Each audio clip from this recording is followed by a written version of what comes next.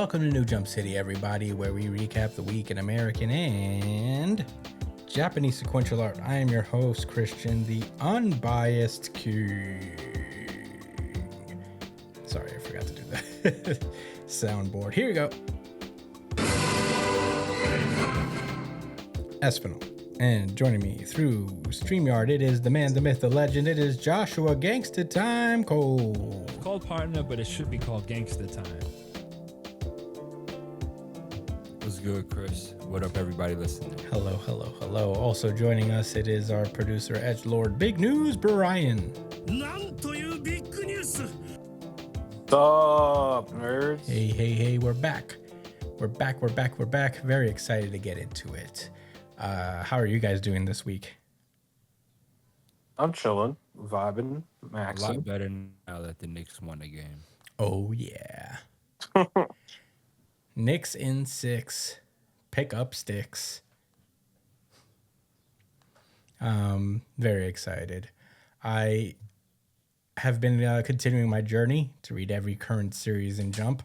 I'm on a run of Akane Banashi right now. That shit has been pretty fire. Enjoying that. I just finished a round of Witch Watch.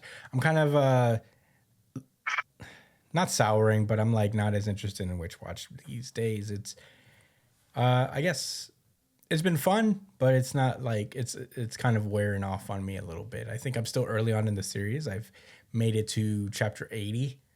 So, and there's like 200 chapters, I think, oncoming. So I'm still a little early in. So maybe it'll like pick up steam and maybe shift to a battle series, but maybe I don't want that really. Maybe I just want the jokes to be a little more accessible.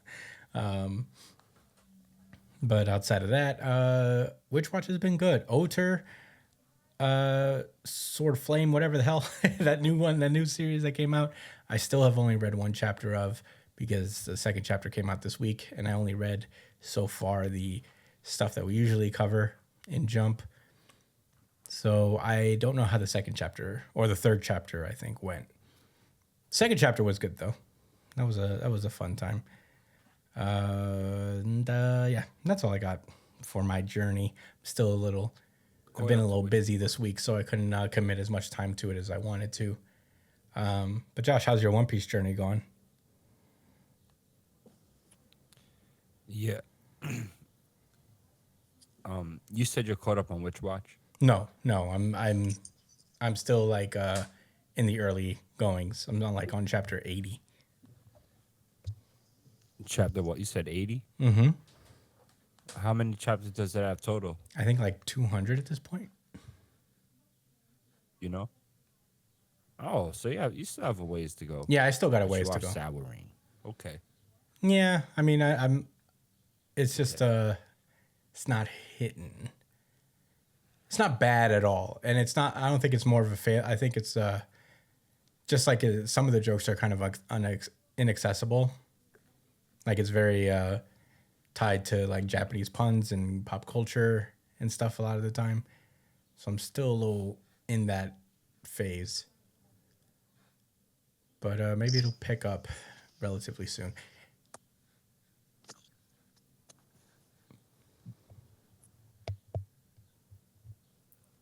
Okay. Well, as far as One Piece goes, I'm on what we say the second half of One Piece finally, the 2-year time skip. Hey. The crew all met up on Shibodi, and man, the nostalgia was awesome. It was bringing me back to when I first read all of this, and I didn't have this quote unquote relationship that I have now, like with the Straw Hats, like when I first like read it.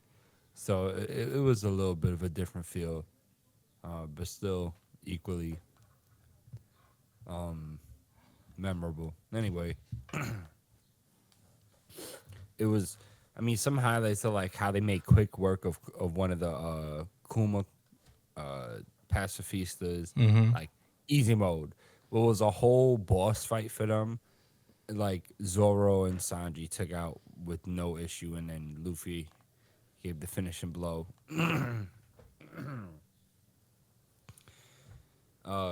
they're on their way to. No, they're actually. I'm in Fishman Island right now, but the journey to Fishman Island was really good too. I forgot that was like a.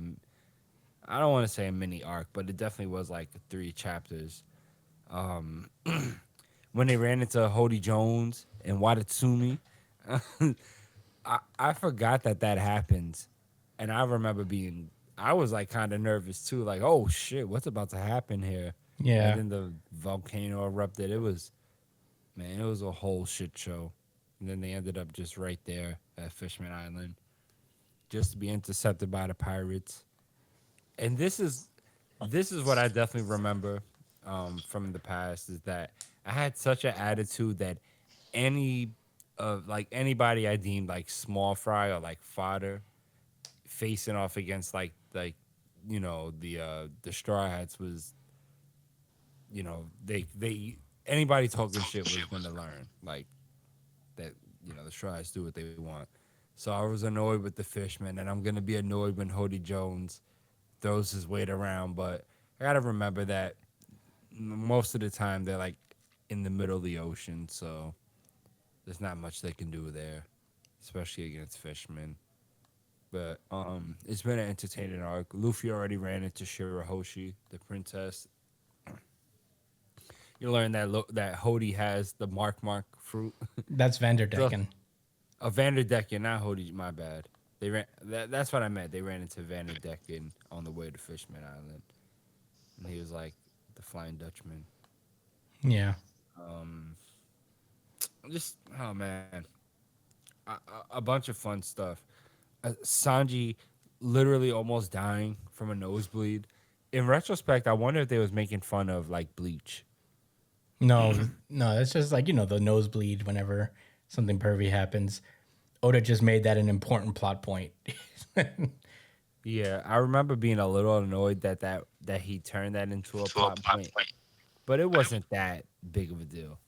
Like they only used it to like explain how like the fishmen aren't like willing to like share their blood with the humans and like why that's a thing. It introduces that idea.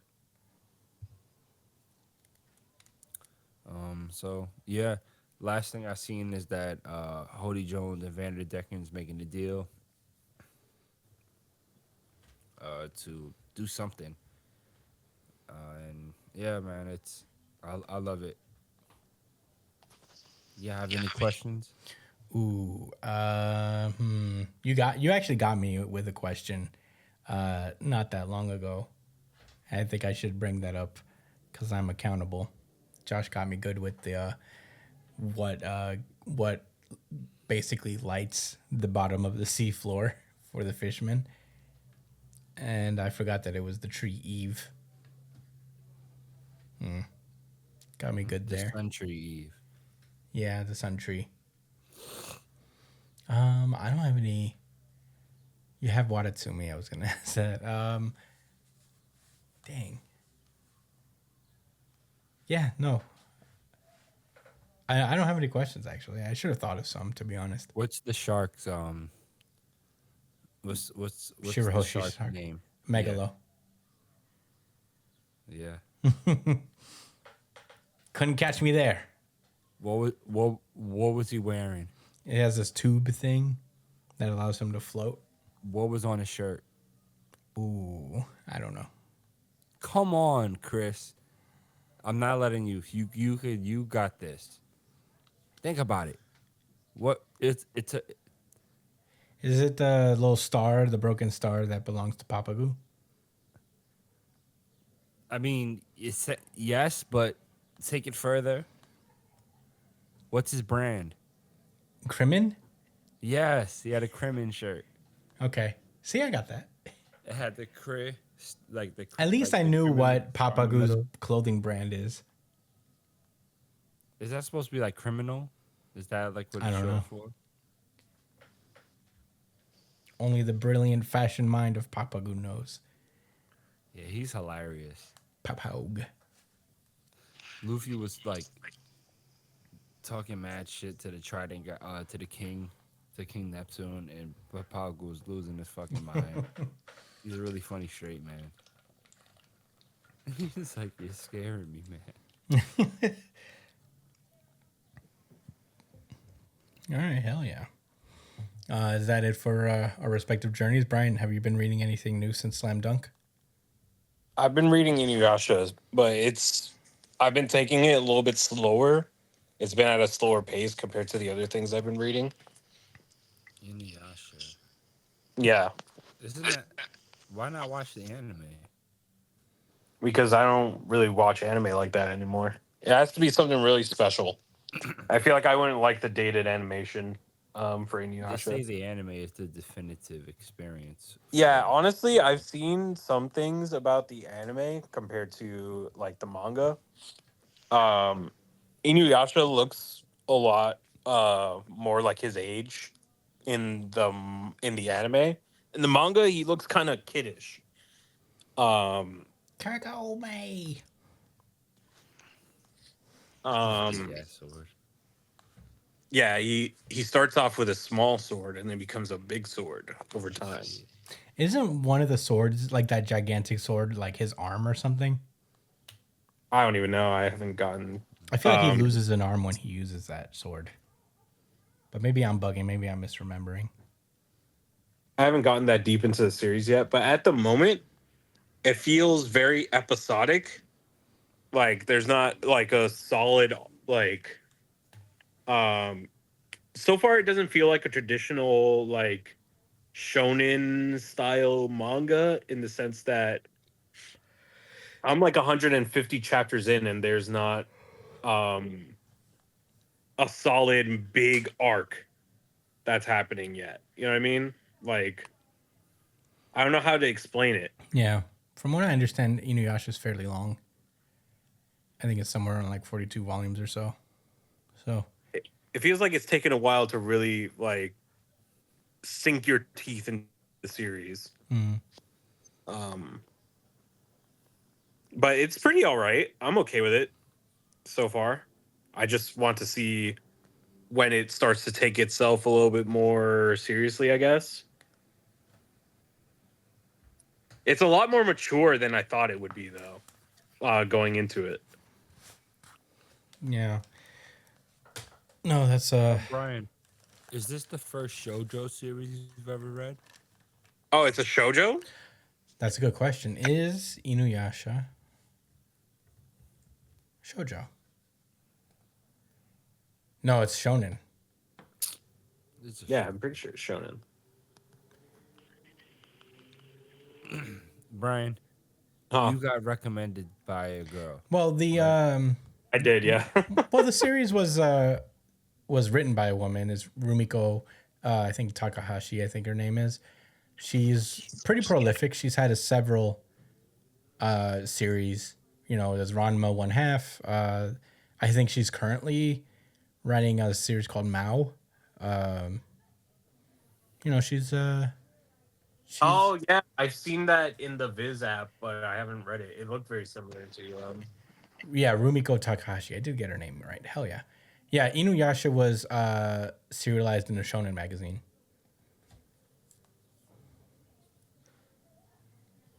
But it's an older series, so that's why it still it has like kind of that style. And I think she's done a lot of like shoujo. I wouldn't be surprised if Rumiko. It has a lot of shojo elements to it. I'm very intrigued by the art because it feels like a lot of the demons and stuff in the series feel like it's ripped out straight from a like Japanese folklore book. Um, it feels very like solid in its setting. Mm. So that's been a pretty fun read. Is seeing how the art kind of sets itself up. Yeah, she's currently writing Mao, which has 24 volumes and is still going. And she's like pushing 70. Damn, What a beast. Mao. talk about commitment. What a beast. You want spicy or Mao? Mao. You want spicy or Mao?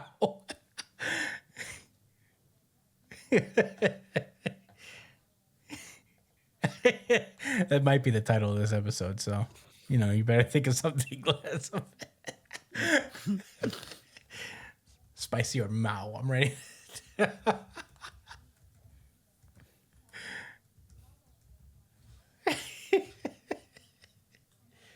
Anyway, yeah, I read Inuyasha back in the day, like when I was younger, and I was still going to like the public library to read manga. You were seeking out Sojo too. No, it wasn't because Inuyasha is a shonen. But well, I'd never watched Inuyasha, and I was reading a lot of manga at the time. So I saw it at the library. I was like, I'll read the Inuyasha manga because I'm different. I'm not like most guys out there.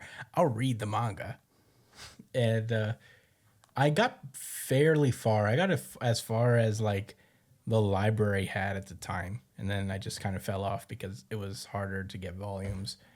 I had a similar experience with Case Closed actually, where I was reading it up to like the 20th volume at the time. Oh, that's an impossible task to read that series. It's all available on the Viz app actually, Case Closed, and I've been trying to convince myself to read it because I did enjoy it back in the day. I like a little cool mystery story. You know what killed it for me, bro? What? When I think I read the first like maybe 10 to 15 chapters. I was really getting into it. It's good. That's without a doubt. But once I realized that he stays in that state all the way up into recent chapters, you know what I'm saying? Yeah. Do I was years like, not nah, pass? I'm good. I don't They're know. just dragging this shit just for Does the sake time of not dragging pass in it. that series? How is he still a kid? I don't know. I don't know how it's possible.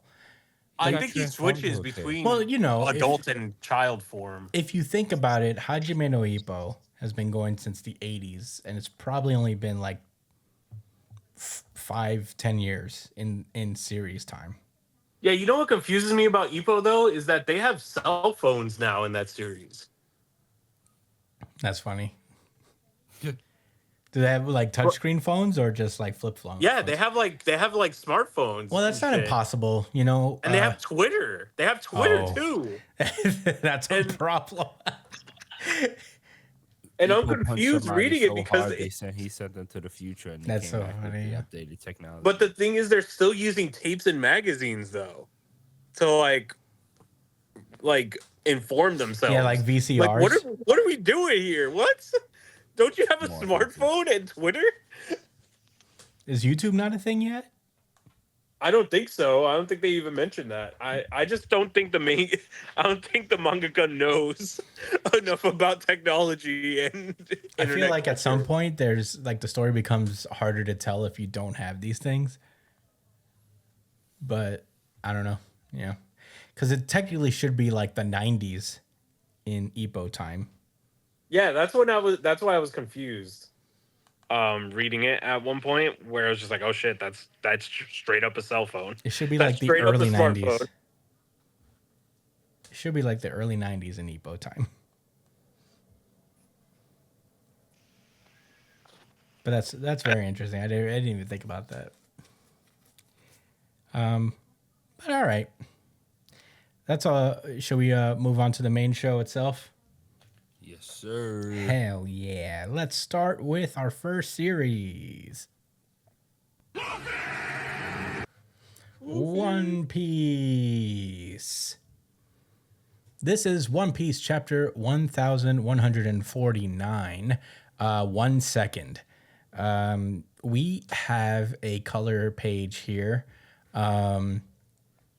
So what's funny about this is that every now and then Oda would publish these little drafts, like screen grabs of him drawing these color pages.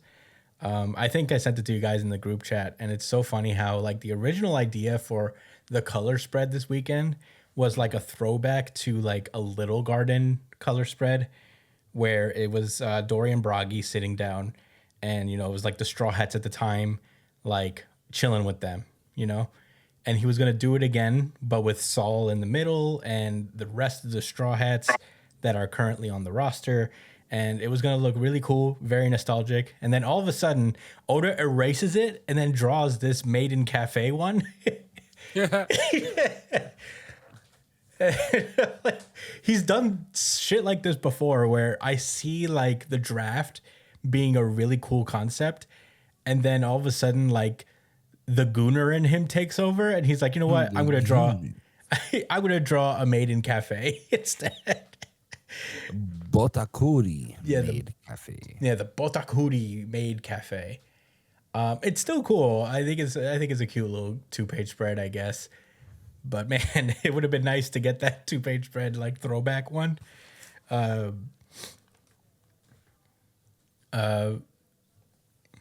yeah, that's all I gotta say about this 2-page spread. We don't have a Yamato cover, so I had to say something. Thank God Brooks not there. Yeah. But good thing Real quick, Botakuri means ripoff. the ripoff made cafe. That's funny because Nami's like I guess the main one.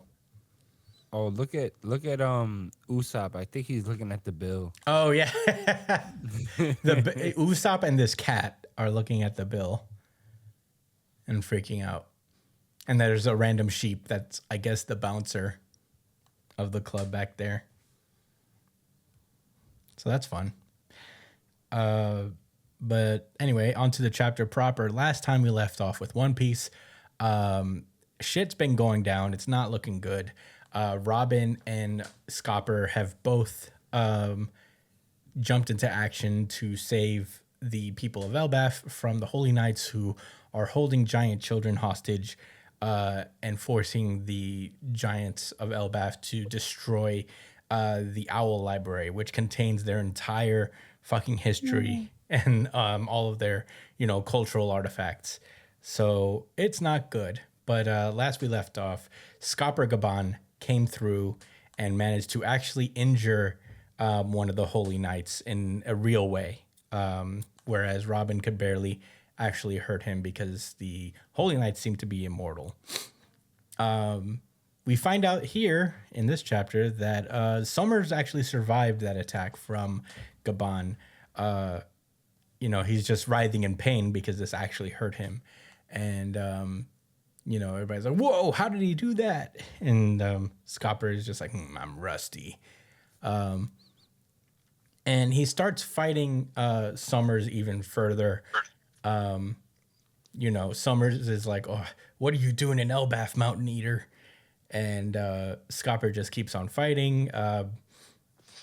Nami explains to the rest of the Straw Hat that this guy was the one who was pushing Zoro and Luffy around and that he's Colin's dad. So, everybody's brought up to speed that this is the left arm of the King of the Pirates, Scopper Gaban. So Robin is trying to help using her arms to try to pull off the thorns, but she is unable to at the time. Meanwhile, Scopper lands another big hit on Summers, slicing the top of his shoulders and off. At this point, I thought Summers was dead for sure, but I don't think he is, obviously. Unfortunately. This is One Piece. Yeah. Let's all remind ourselves of that. Yeah. X Symphony. Yeah, it was a really cool 2-page spread, though. Gaban actually has a really cool, character design. I really just, think he looks super duper cute. Chill. Yeah. So Scopper gets through Summers and advances towards his son, Colin.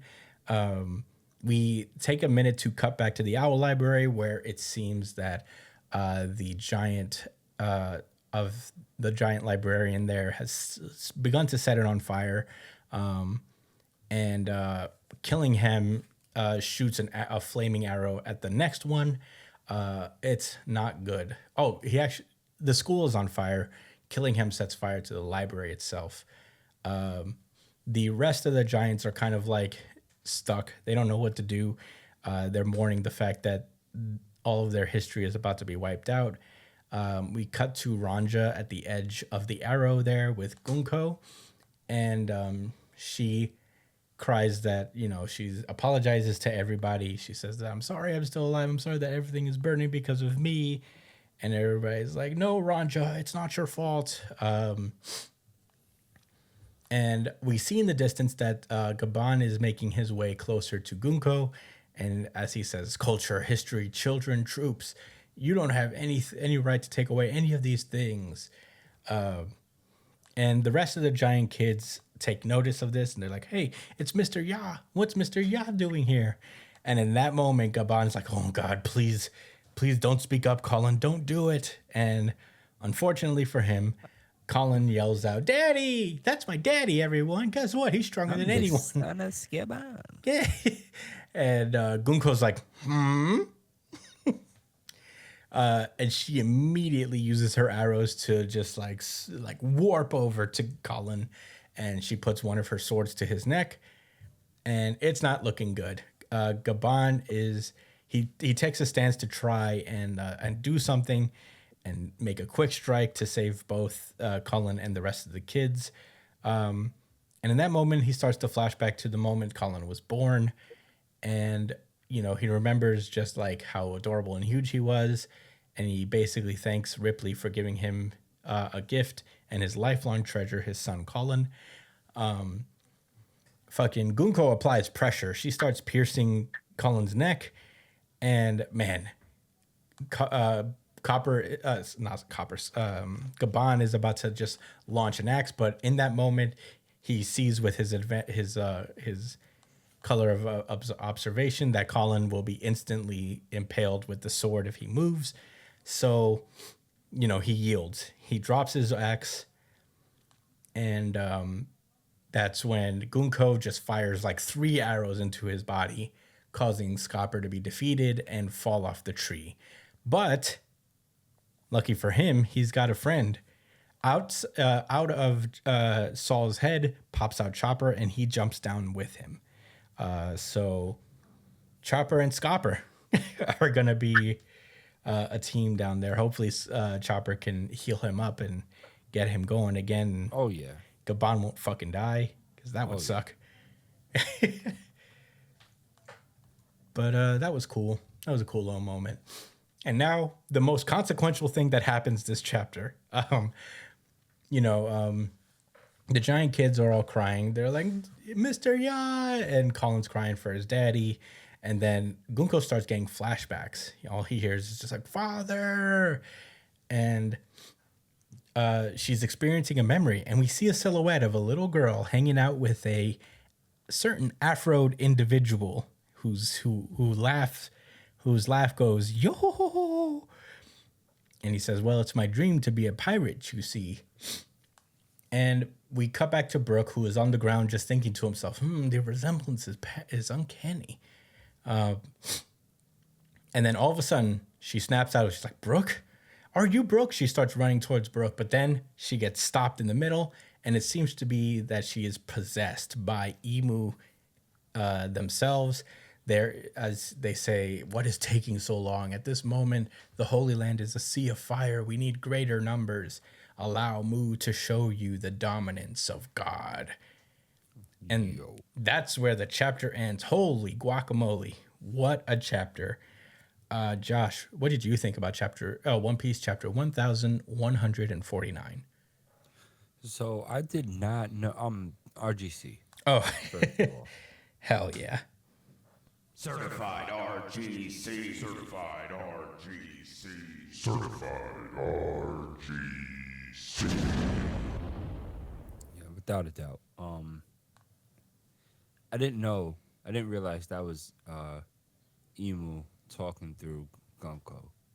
I thought that was her just snapping and then saying all of those things. But wow, that is really scary.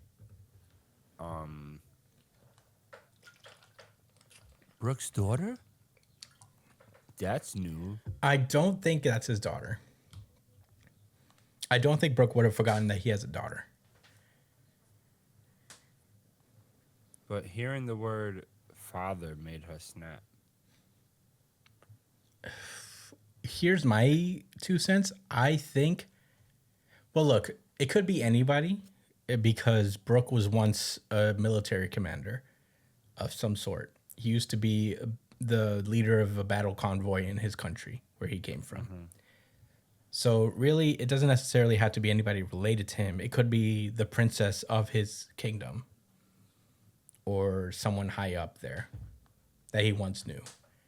Or Brooke has been to Mary Joie and which has is possible. Yeah, encountered her before. that was my thought too. Is that Brooke probably went to a reverie as a guard. Mm. So it's possible. It's I think Gunko is definitely at least related to somebody who Brooke knew from his country, wherever he came from in the South Blue. I want to say.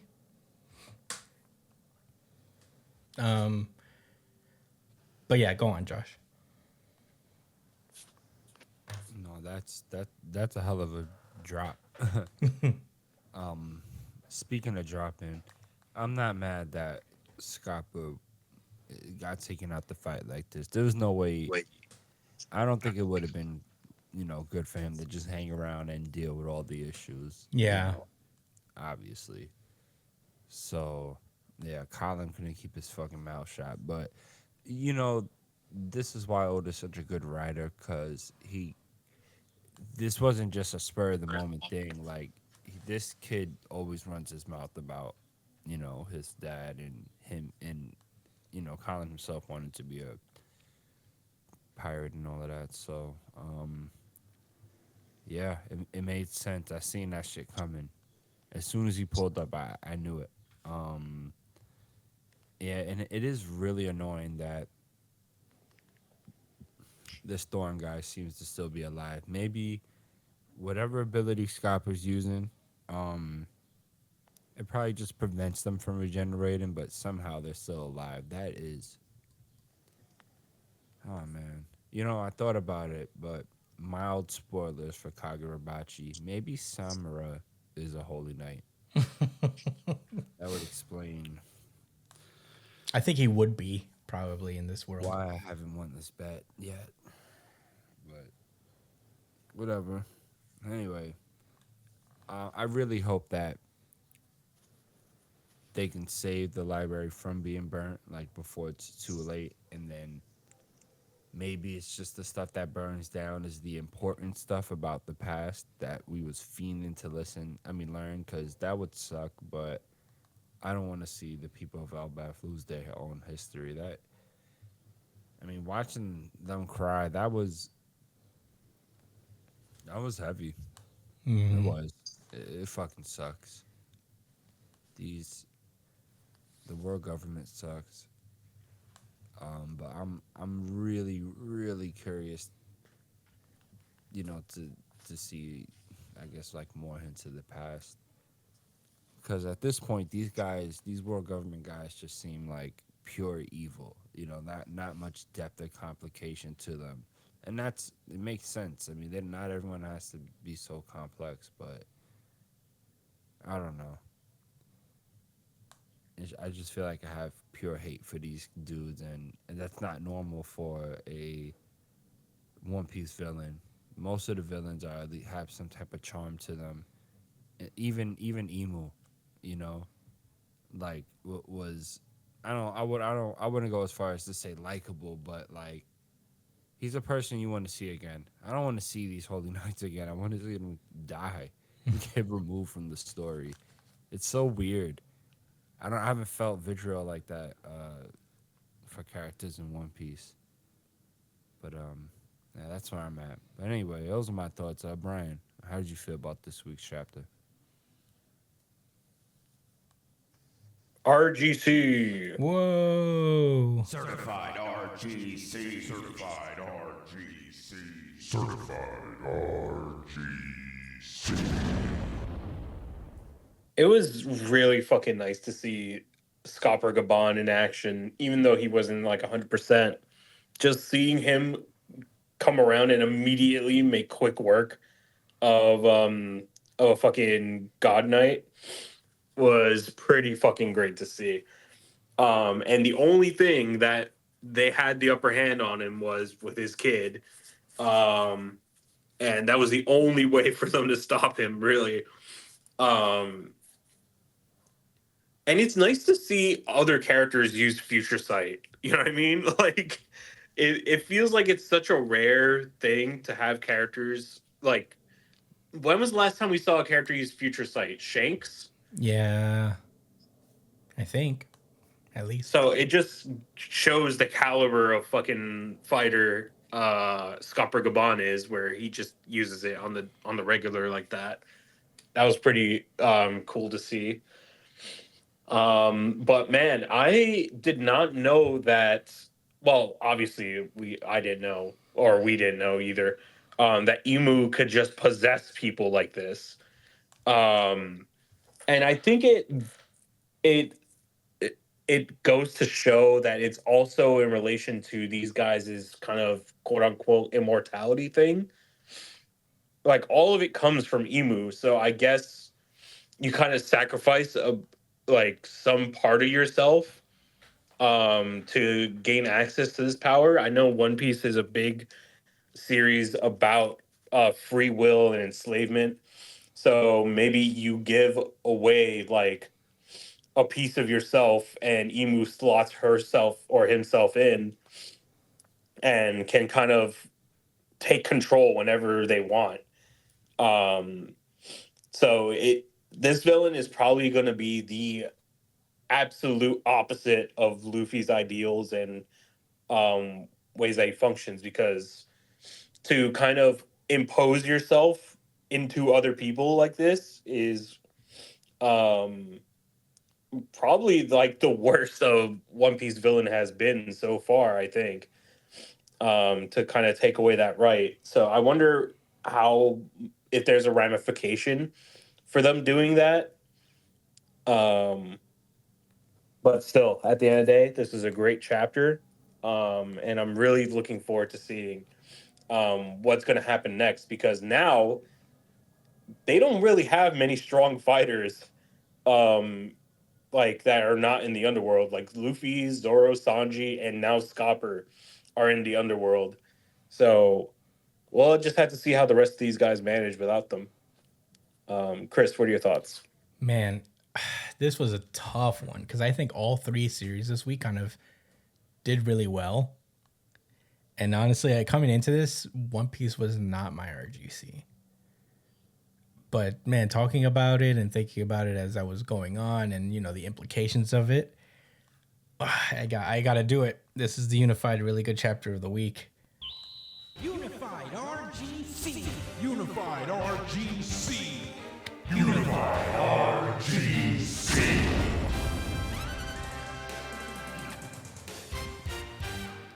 Yeah, this chapter, top to bottom, was great.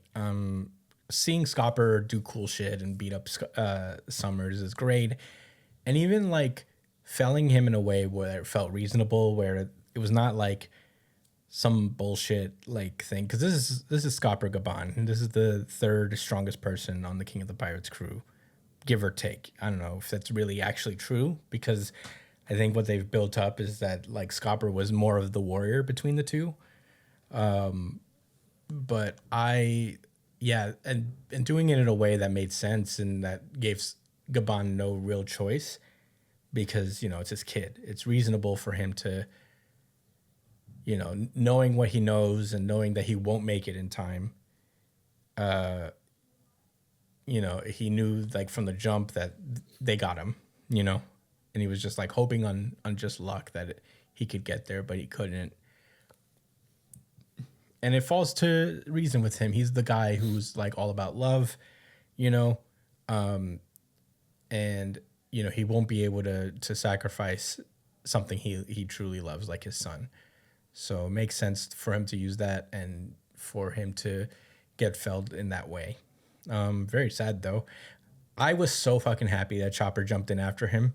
Yeah. It's such a great utility for Chopper, because as far as Chopper goes, he's been one of the characters that have like not had a humongous time to shine in a long time. I know he had like a cool moment against Queen, but he hasn't had like an individual battle or anything that like beside I guess, healing everybody with the ice oni disease thing in Wano was great, but I don't know. This moment was just a cool moment for Chopper. It was like a sense of relief. It was like, okay, Chopper's going to be good, and he's going to have a moment where maybe he comes in and saves the day, because he's going to have utility elsewhere. Maybe he comes back with Luffy and them, because they are falling. and they might end up in the underworld. So that would be pretty sick if he rides in his monster point form with Loki and Luffy and Sanji and Zoro. That would be pretty sick. Yeah, that would be incredible. This stuff with fucking Brook, I'll tell you what, this was not on my bingo card for this arc of One Piece, where we're gonna get a fleshed out Brook backstory, possibly. And you know, Oda got us again. You know, he did this before with Sanji. You know, all the way back in Jaya, he had Sanji like just casually throw out that he was born in the North Blue. And when you have your character say something like that, it does beg the question: is like, well, then how did he end up in the East Blue? You know, Yeah. because that's not easy to cross the seas like that. How did he get there? But you know, it's one of those things that Oda would just like leave breadcrumbs, and he may or may not pick up on them. And way back when Brook was recruited, he did mention that he was the leader of a battle convoy for a kingdom. So he was like a royal soldier of some sort. And he defected to be a pirate specifically. So now we get to see what drove that, what made him want to do that. I think it's so sick, and I'm excited to see his connection with Gunko, because then we get to find out who Gunko really is. My theory of her being like the either a clone of Guinea or the another daughter of Guinea that she left behind is probably dead at this point. The prevailing theory right now that it doesn't make the most sense to me, but it might be that she's Brook's former captain's daughter. But I don't know about that. I think it just makes more sense that Gunko might have been like the princess of the country that he used to be a soldier for. Yeah. I could see that being the case. Yeah, and he had a close connection, much in the same way that Vivi had a connection with Pell and Chaka. Brook had it with this little Gunko. So I'm very excited. And it's so cool that, you know, she has this connection with Brook's music specifically. We thought, you know, that's like just a throwaway little character quirk of hers is that she likes Brook's music. But turns out it's a foreshadowing of a bigger connection between the two. Geez Louise. One Piece is sick. This emu thing is very scary. Very glad that next week there will be a chapter of One Piece, so we actually get to see this paid off. My God, because this is a chapter where Oda would take a break. You know what I mean? This is like the chapter. This is the kind of chapter where Oda would be like, "I'm out for 2 weeks." So it's good to see. Man, it was a tough choice to make this the RGC because I think the next chapter that we were talking about did a fantastic job as well. And when I was reading it, I was in my head, I was like, "This is probably the RGC." But man, One Piece is just so fun when it turns on. When it's cooking, man. But that's all I gotta say about One Piece. I think this is like more of an aside, but a lot of people are just like dunking on Usopp. He's like, this is not an Usopp arc now. It's over. And I'm like, I hate what Whole Cake has done to the One Piece character discourse, you know? Because ever since like that was like Sanji's arc, you know, everybody's like looking at tertiary connections with certain characters to just claim that this is going to be the one where this character is going to get a lot of development. And it's like One Piece has never really operated like that. Yeah, that's true. Even if you wanted it to be. Yeah. In certain situations. Yeah, like even Whole Cake Island was more like, yeah, a lot of the focus was put on Sanji, but that was like more of an exception rather than the rule. And Luffy got a lot of character development himself. You know? Fighting Katakuri. It's part of the things that makes One Piece very special is that a lot of characters grow and change within an arc. And plus, the arc's not over. Usopp could still have a great moment. But I don't like the concept of this is this person's arc or that person's arc. Everybody was like, Wano's going to be a Zoro arc. And I'm like, that's not true. That can't be true. I thought so. Yeah. But it's never really worked that way, you know? But arc's not over. Usopp could still have a cool moment. I never really consider this to be Usopp's arc in a sense. It's more Usopp has a potential because there is a connection between him and Elbaf, but that doesn't mean that he's got to be the main character of this arc. The main character of the arc is actually always going to be Luffy. But yeah, that's all I got to say about that. Do we have any rebuttals or anything? No. Brian? No, sir. Alrighty. Well, that was One Piece. Fantastic chapter. Let's move on to the next one.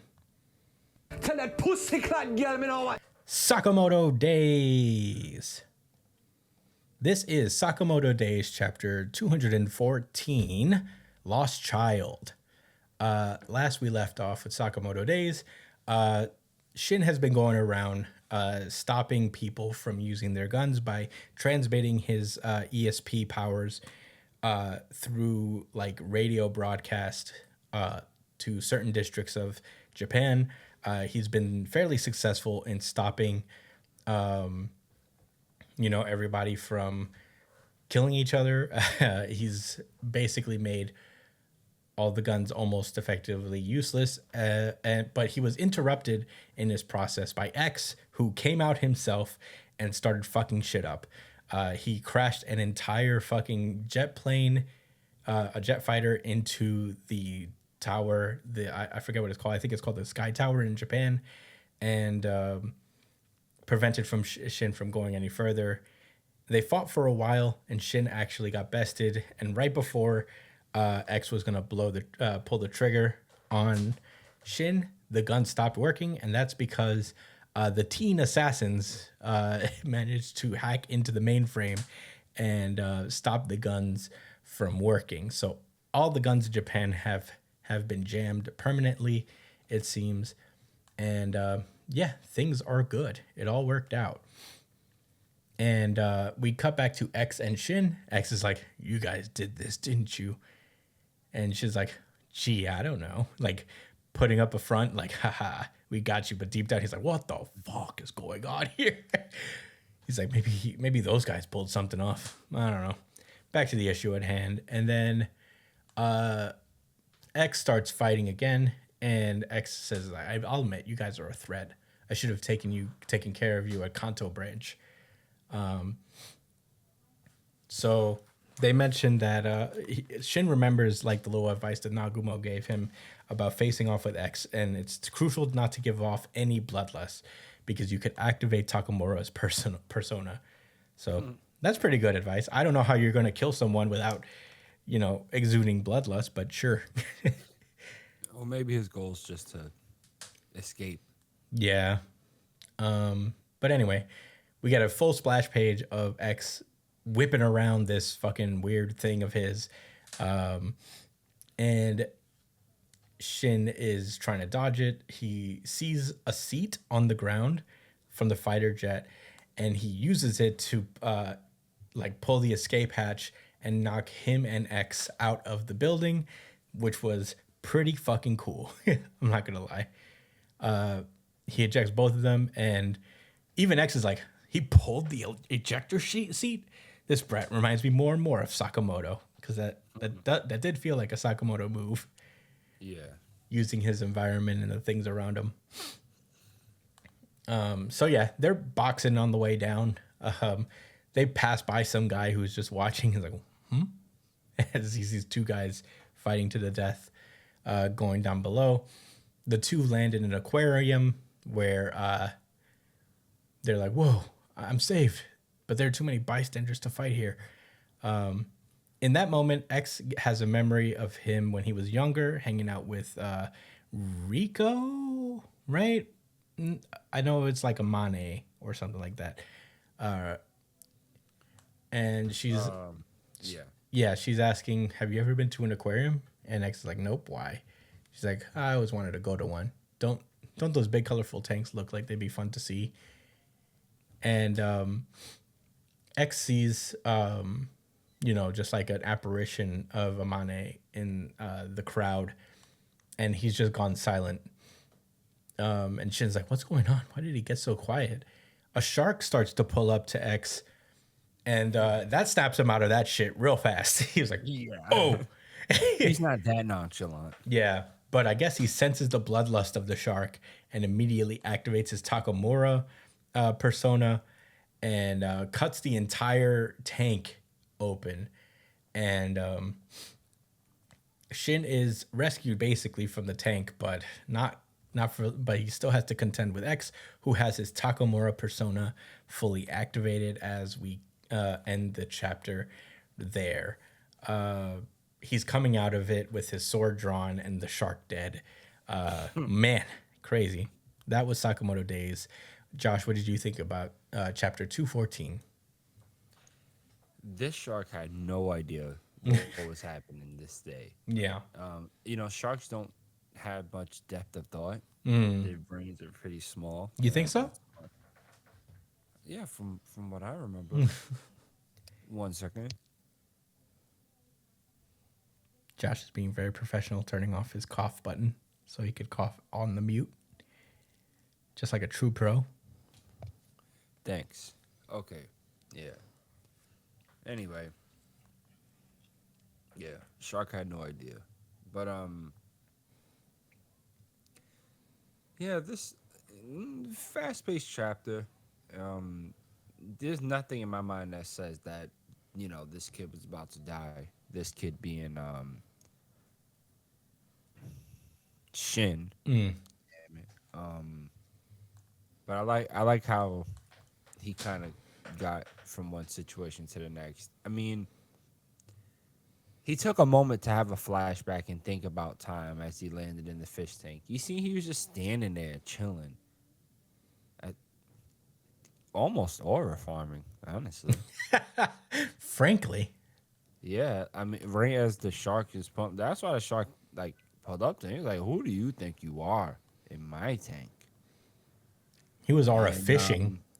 Yeah, and it's just so unfortunate for Shin that he tried so hard, but the shark's bloodlust activated the Takamura personality. I mean, what a rough break. Thought I heard my cat meowing. So, anyway. Yeah, fun chapter. I don't have much more to say about it. Is X the nonchalant king?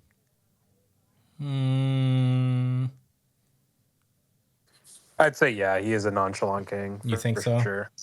Yeah. He is a member of the group. Yeah, he's in the I don't know if nonchalant. he's the king, He's in the nonchalant league. like KYNG. I mean, his response to being swam like a shark coming to bite his fucking head off is, "Uh-oh, ... He had a whole Hey. fucking mental breakdown and switched personalities. It's not that nonchalant. No, he wasn't nonchalant. He was startled. He wasn't the most startled, but he was like, "Oh," like. I think. No, I feel like if there was an exclamation point, then yeah, I would agree with you. But instead, it's a "uh-oh, ... That's the thing. I hesitate to put. He's not the most nonchalant I've ever seen. No, not the most. But I mean, I don't just even the know way if he's he felt. really up there because Shin was stressing him out. He looked a little pissed that he used the ejector seat. He seemed a little annoyed about that. Yeah. But do you see the way he landed into the fish tank after falling from the top of a radio tower through glass into a shark-infested tank? Yeah, He that was chilling. really chill of him. Pretty nonchalant. And then also in the chapters before, when the airplane crashed into the tower, which He was we pretty understand now nonchalant. to not be his doing, and he was just there he didn't acknowledge he didn't even say to Shin wow, that was crazy anyway. You just didn't even. It's shit like that happens. Yeah, I don't know. This subject, I can't really argue. I think you guys are making great points, but I don't know. Something about X doesn't really scream he's not even really up there in my book as far as nonchalant. Because he's not He first of all he acknowledged the threat. First of all, he's like, you guys are a problem. I should have gotten rid of you earlier. A nonchalant guy would be like, looks like I have to get serious now. Oh, I guess I don't want to mix up the tropes or nothing like that, but you are right. Like There's a that little is worry in X that takes away some nonchalant points. okay. You know who's nonchalant? Remember the Shadow Swordsman from Bleach. Yes, He's I not forget number his one. name, I'm but not saying he's number one, but he's pretty nonchalant. but I wouldn't be mad if someone said he was. But it's tough with Bleach because a lot of characters were nonchalant in Bleach. Yeah, it's a very nonchalant series in general. You're so nonchalant. Baki has some incredibly nonchalant moments for characters. Yeah. I would say Bleach is the most nonchalant series of all time. Damn. I'm trying to think of more nonchalant characters in one space, and they were always Bleach. Byakuya, that's the one. That's Rukia's brother, right? Yeah, Byakuya was king nonchalant. Yes. Even when he fought, he just was so chill. Such a chill bro. So yeah, I would say Byakuya is like one of the top guys, but I wouldn't put X up there because X be having mental breakdowns. X be crashing out. He has a history of crashing out for sure.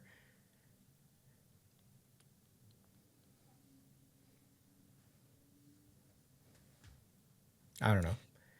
I'm thinking to something very funny that I seen on Instagram a few weeks ago. It was so you know how like when you play Pokemon you could like create the name. We talked about this before, how you would like name your rivals something crazy. Yeah. So there was this post that somebody made their character, like their actual character's name, my dude, like my dude. And he was like, and the post was like, when you change your name to my dude, it turns everybody, like all the NPCs, into really chill bros. Every, Yeah. and then, Nurse Joy gives my dude an elixir. yeah, they're like, oh, we have to. It's like, come on, we have to fly back to Palatown, my dude.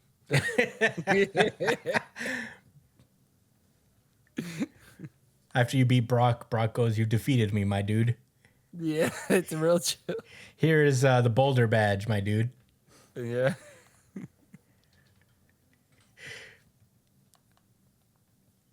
But anyway, I don't know. Brian, what else do you got in your thoughts? My thoughts?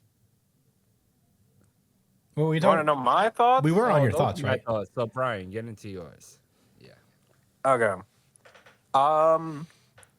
I'm glad the series finally brought up the fact that Shin and Sakamoto's fighting styles are very similar.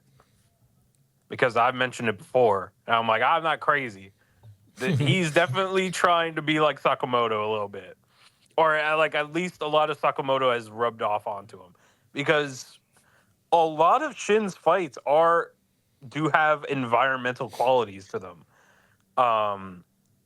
And he just happens to like use his powers to like get a better understanding of the person he's fighting. And that's what kind of allows him to kind of lure people into traps that the environment sets for him. You know what I mean? So I'd say he puts a lot more thought into his fighting styles than Sakamoto does. I think Sakamoto is a whole lot more instinctual with the way that he interacts with the world around him and uses it as a weapon. But I'm just glad that it finally got brought up here. And I think it's really fucking cool that Shin is the one that's taking on X right now. This is actually this is a really fucking great sequence within this chapter of like, you know, him pulling the fucking parachute in the ejector seat, flying off, them falling through the man. Sakamoto's just so good with these dynamic fucking like like citywide fights where the fight is always moving from point A to point B, and the motion and the like dynamic poses and stuff like that. This is what the series is really fucking good at. Um, so this is just like a prime Sakamoto Days chapter right here. And them landing in an aquarium. I wonder how this is gonna go. This is gonna be fun. But yeah, those are my thoughts. Great chapter for Sakamoto Days. He's gonna beat this guy with a fish. Oh, I wouldn't put it past them. I swear to God, he's gonna pull out a swordfish and go toe to toe with him with that. maybe Shen will use his telepathy to make the animals fight him like Aquaman. That'd be funny. He goes, "Woo, woo, woo, woo, woo." Shark, keep trying to bite him, shark. You're not dead yet. Damn, what's this nigga's? What's the Aqua guy from Marvel? Namor? Yeah, Namor. Bro, his special in Marvel Rivals, he summons a big ass whale to just fucking land on you. That's pretty funny. That's what Shin's gonna do. He's gonna use the conch. Yeah, the magic Glow's conch. Yeah, and summon a fucking beluga whale to land on X. That would be pretty sick. Takamura would just turn that nigga into sushi, to be honest. So I guess Yeah. in vain. Were those all your thoughts, Brian?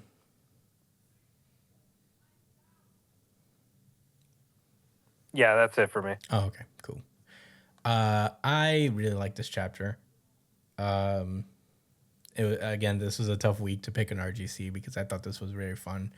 Yeah, I agree with Brian. The ejector seat was pretty sick. I thought that was like a very fun action quirk there. Wait. Real quick. If there's an ejector seat, I feel like there's no pilot. There was no pilot there, so X had to have rode in on this shit. Bro surfed on it. He surfed on the fighter jet. Well, did he? He didn't. He wasn't in on the outside of it. You know what I mean? Maybe there was a second ejector seat, probably. There was 2 seats for 2 pilots. I don't know. He had to have been in that thing. I'm telling you. I think he was in that shit. Okay, but like he had to get out of it. When did he even get out? You know, that's the thing. Because I studied that panel over and over. I don't know when he leaves the plane. I don't think he was on the plane. Maybe it was an autopilot. These planes have autopilots. That, yeah.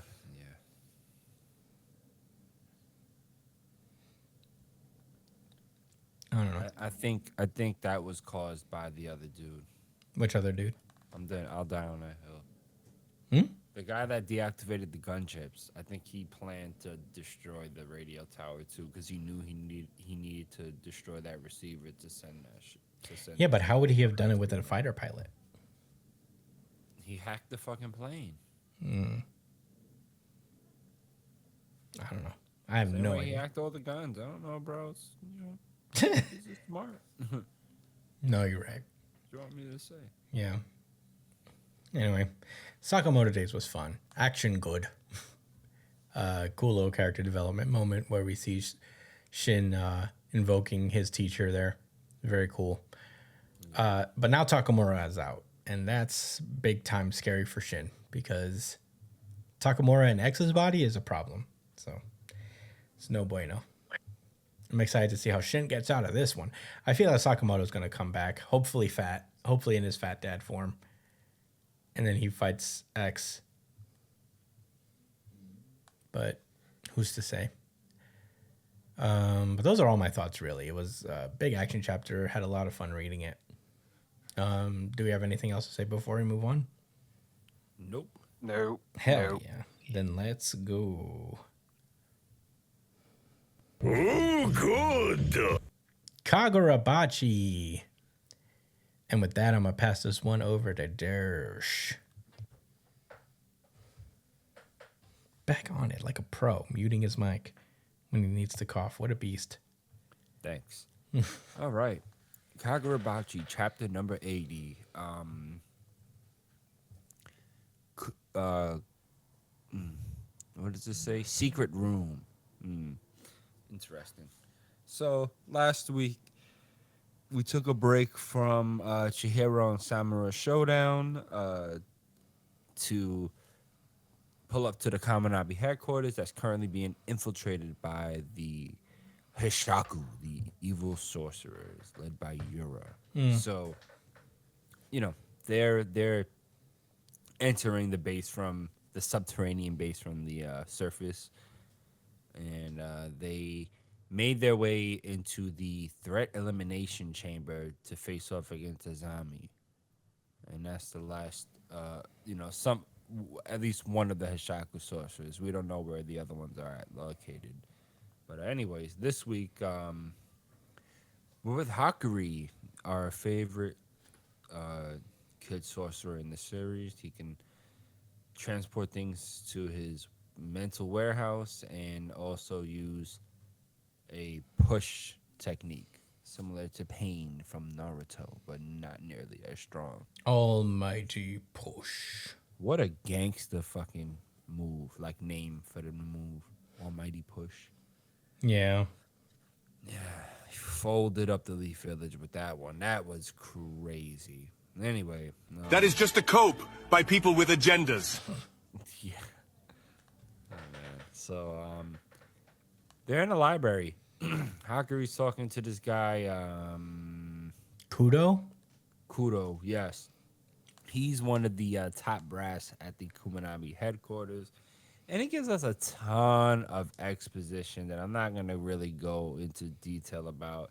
He's just essentially talking about how much how the base is fortified. He also talked a bunch about how, well, all right, I will say this.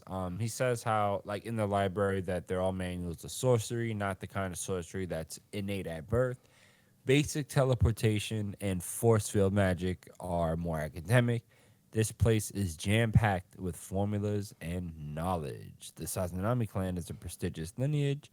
He asked if they had like a library, and Haku was like, nah. So that was an interesting point, but I guess we'll talk about that in our thoughts later, because one of us already hinted that in the pre-show, I think, about teleportation magic, sorcery. Anyway, so yeah, then he starts talking about how the base is fortified and how they have like these like this group of people in a room, you know, keeping the force field strong and constantly regenerating it, even if it's like being attacked. And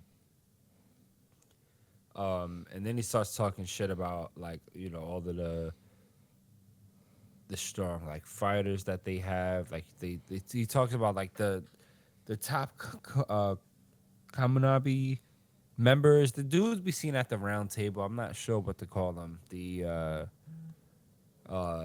But what he says is that none of them are on a zombie's level. Like he's on another level compared to the rest of them right now, which just it's not great because we already seen him fight. But whatever.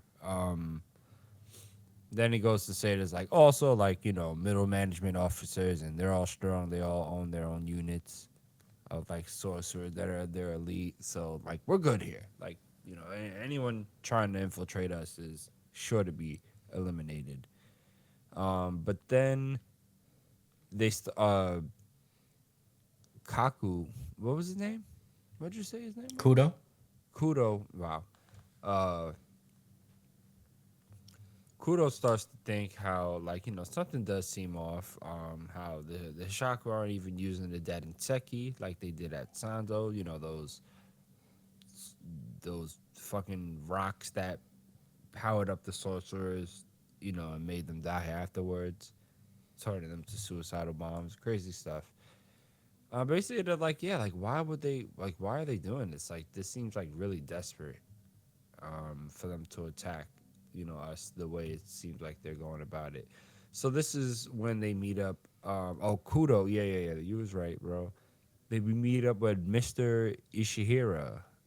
He's one of the workers at the Kumanami headquarters. Oh, he's actually one of the instructors. And he meets Haku, and he's like, "Oh, such a young one. Lately, I've been training more students your age. Quite a lot of fresh sprouts showing up these days." So yeah. They're all like, building up a foundation. With the youth is important. Ishiro has dedicated his life to serving his country, and he fought in the war. They're all quiet and just, thinking. And then Ishiro says, "Have you look?" And he takes out like a locket with his, I guess, his daughter, and how he says how she'll be for next month. He's like, "I care about her even more than this country." And as he's saying that, he pulls out a little knife and slices his throat in front of both Kudo and Hakuri. And the moment he does that, we see these roots, these massive roots, just emerge out of his corpse. So not only did this happen, and as this is happening, Kudo is able to push Hakuri out the way as he seemingly gets crushed by the roots. In the secret room, the sorcerers that are responsible for the barrier are panicking because they noticed that this root event happened in 3 other locations for a total of 4 massive roots. And I guess this is going to be a big problem for the barrier, I suspect. Haku's just like trying to get his bearings and figure out like what the hell is going on. And just then, 2 Kaminabi sorcerers pull up, and he's like, "Oh, Mr. Kudo's above us.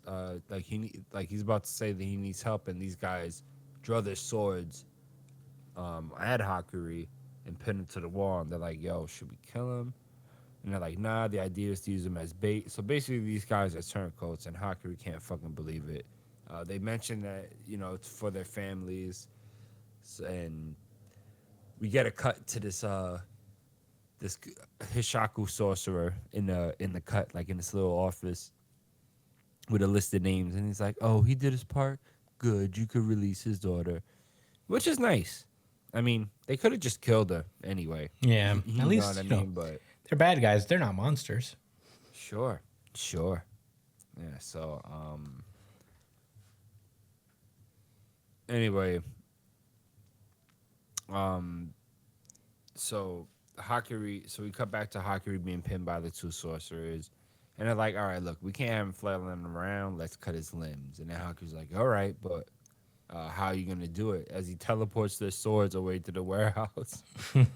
He's like, "Oh, I confiscated your weapons. Like, what's good now?" And then they show him what's good, and they knee him in the fucking face, Captain Falcon style. Yeah. And they're like, "Yo, knock him out." So they start beating the shit out of him.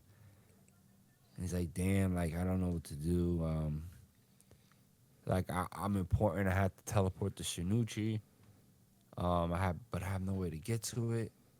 And as he's getting beat, he thinks to himself, "Wait," he's like, "Somehow, like, why aren't they're like, oh, well, he doesn't say it, but basically the narrative essentially says how his brothers was beating the shit out of him his whole life. So this was basically nothing." Yeah. So Hakuru resolves, yeah, makes sense.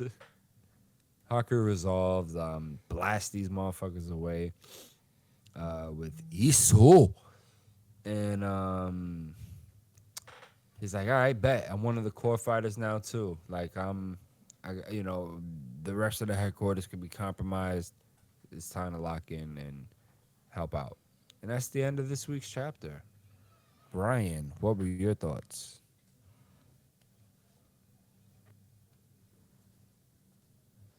This was really close to being my RGC. I'm not gonna lie.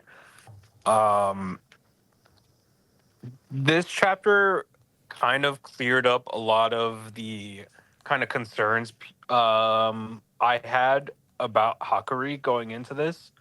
Like, I was wondering just how nerfed he would have been since they mentioned in the previous chapter or in this chapter that they kind of greatly reduced um, like how much he can use like the storehouse and ISO.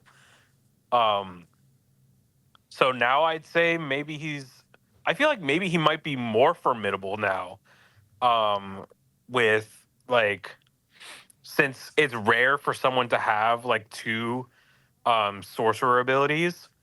Um, Now that they're both kind of equaled out or both nerfed, it kind of makes room for him to kind of use them both without having a lot of ramifications on his brain and stuff like that when he's fighting.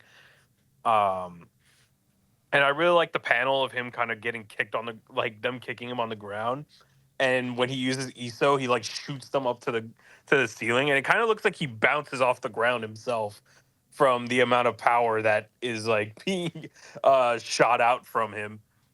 That was a pretty cool little like attention to detail there from Hokazono. Um, and one more thing I wanted to touch on, I mentioned it a little bit in the pre-chat show, but it was mentioned in this chapter that like teleportation is like a basic thing when it comes to sorcery. Um, so I immediately thought of Shiba when I saw this, and this continues to kind of add to the mystery of this character. Because we haven't seen what he could do, but he mainly uses this teleportation thing. It's like riding a bike for him, and it seems as though he is the most proficient at it, even though it's like a basic thing. Because we don't see anybody else using it on his level.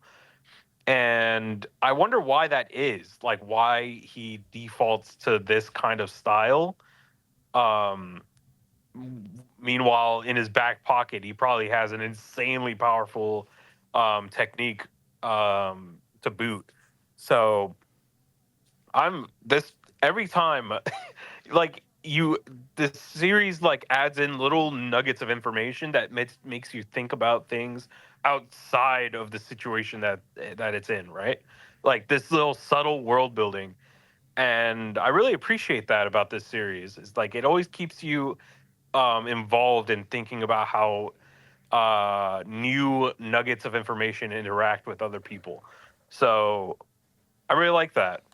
Um, I'm pretty sure Mask Guy isn't dead. He's probably just chilling somewhere inside that tree, Mm, like a Boruto villain. Um, but yeah, those are my thoughts on Kagurabachi this week. Pretty sick chapter. yeah. Oh wait, also one more thing. Um, when they're talking about all the Kamunabi sorcerers that are fighting right now, they show the guy. You see the guy with the glasses hmm with the hair. I thought he died fighting. That's what I thought. I So is remember. he alive? I remember that mask too from the. Yeah, the mask that mask is coming out of his back, but that used to be a mask of somebody who definitely died.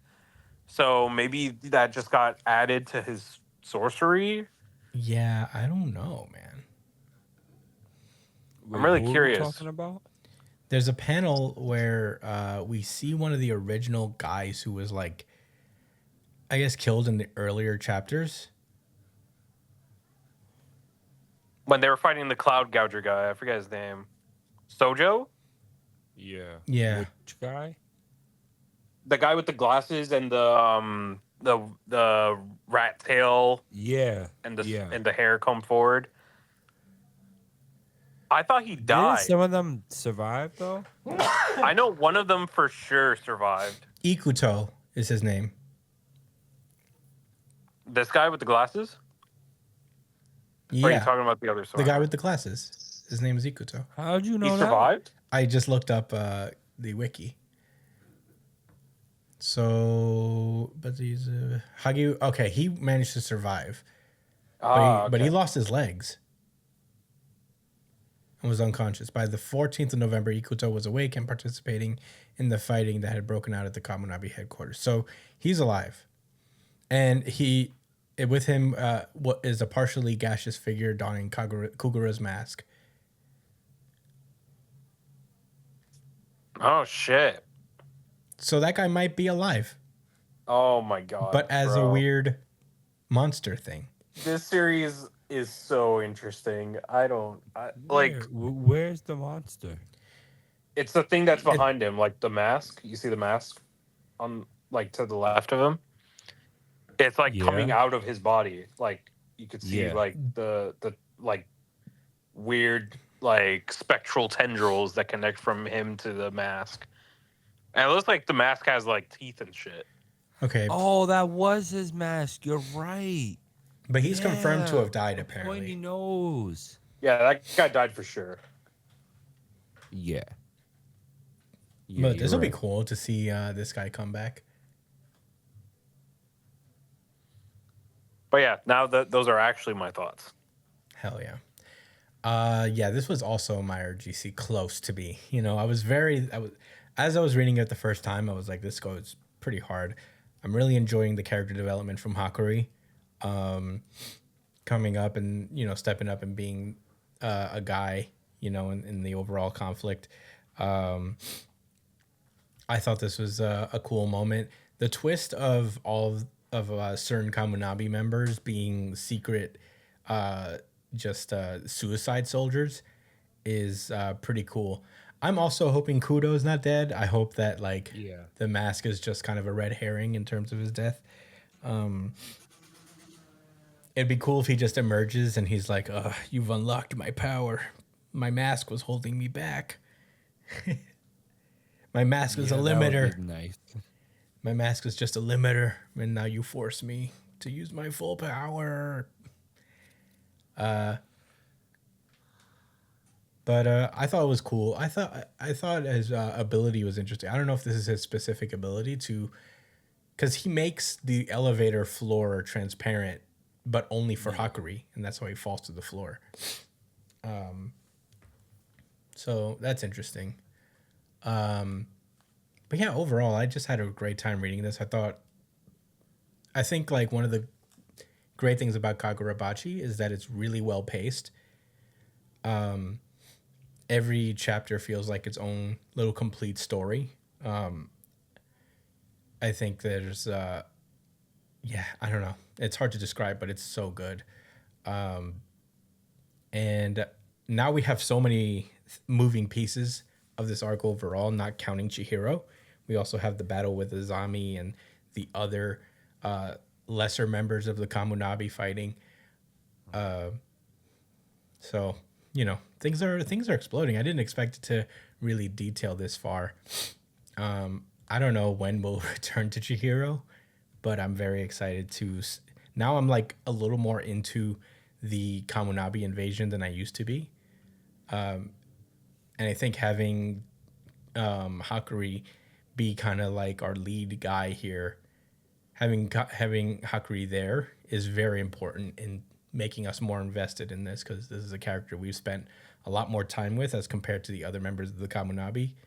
And I think we needed that because we don't know the other Kamunabi members like that. So, you know, through Hakuri, we started to know Kudo and like get a sense of investment in him. And I think that's going to continue on as he moves forward in this arc and probably meets up with other like Kamunabi members, and we get to see them through his eyes. It's going to be really cool. But yeah, those are all my thoughts on Kagurabachi. Fantastic chapter. Pretty good chapter of the week. It's my second place pretty easily. But yeah, I don't have anything else to say. Do we have any rebuttals before we move on? No. Alrighty. Well, that was Kagurabachi, and that has been our show. Wow, wow, wow. Yeah, thank you guys so much for listening, as per usual. You can find me at the Chris Aspinall on Twitter and Instagram. Josh is at JDCole _37 on Instagram, at New Gem City Josh on Twitter. Brian is at b.esp on Twitter and Instagram. And the dot is spelled out, by the way. It's b.esp. You can check him out on that. You could, he streams video games apparently sometimes at twitch.tv/itspunchline. Check him out there. Email us at newjumpcitypod@gmail.com. with any questions, suggestions, anything you guys want us to talk about. We'll talk about it on the pre-show chat show that we do every week. We did another one this week. Very excited to put that one out. Last week's episode is up. Sorry it was late. A lot of things got really busy in my life that I wasn't able to edit it. But I'm definitely going to try to get this one out on time. Yeah, that's it. Subscribe to us on iTunes, Spotify, YouTube. Very important. Give us a like, share, subscribe. Help us out on the algorithm if you enjoyed this podcast. And yeah, we will see you guys next week. Stay safe, New Jump citizens. Knicks and 6. Knicks and 6. Knicks and 6.